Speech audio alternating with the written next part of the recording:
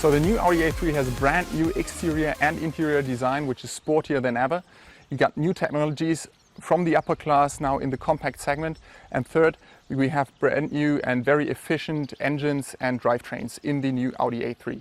So starting with the design, we do have a new design topic in the side. We do have a negative body side, which is brand new for Audi and is the first in the design language. Then second, we do have the new matrix LED headlight with a digital daytime running light. So we were able to create individual daytime running light signatures for different Audi A3 models.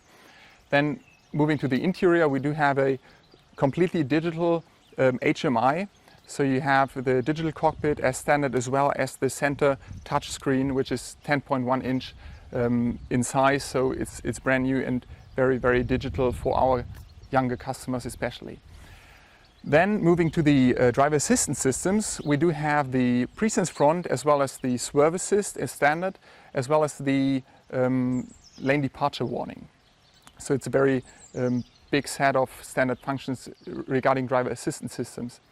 Then moving to the efficient drivetrains, we got a brand new set of TDI engines, and we're introducing the 48-volt mild hybrid system within the 1.5 TFSI engines, which allows the car to coast, to boost, and to recuperate.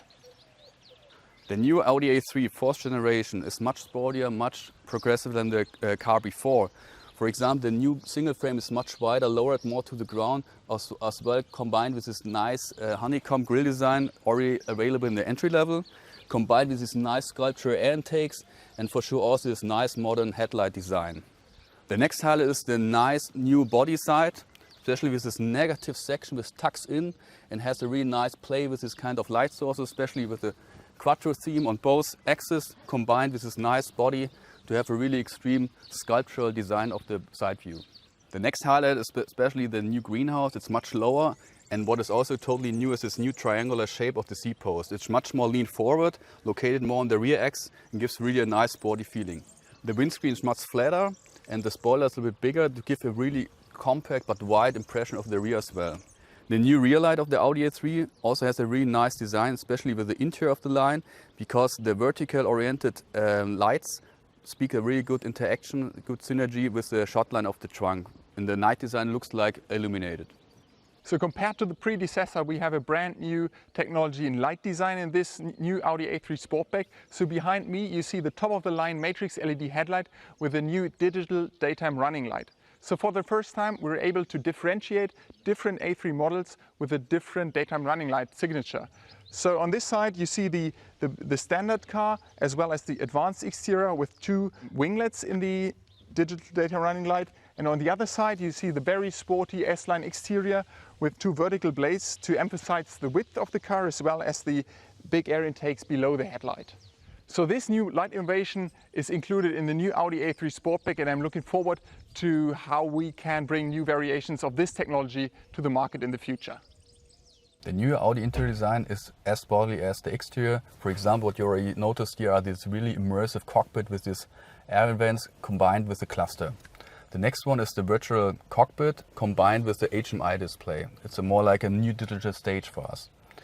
As well, this kind of nice profile which also combines the whole setup of the interior complete together in one row, and also speaks a really nice horizontal layout.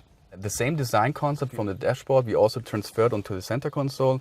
Black areas already showing the interface relevant interaction components combined with this really nice profile of the application area. If we take a look at the user interface of the new A3, we see that this is a whole new car generation. In front of the driver is the fully digitalized cockpit. In the center, the 10.1-inch touchscreen. Then in addition, for the first time in the A3, we have the head-up display. We know the head-up display from larger premium cars. Now also a full-size windshield head-up in the A3. Underneath this digital cockpit, we have a variety of functions which are still on hardware keys. For example, up here is the climate control, underneath the switch bar with a variety of driving functions, the drive select button, the parking functions, and then in the middle console the volume switch.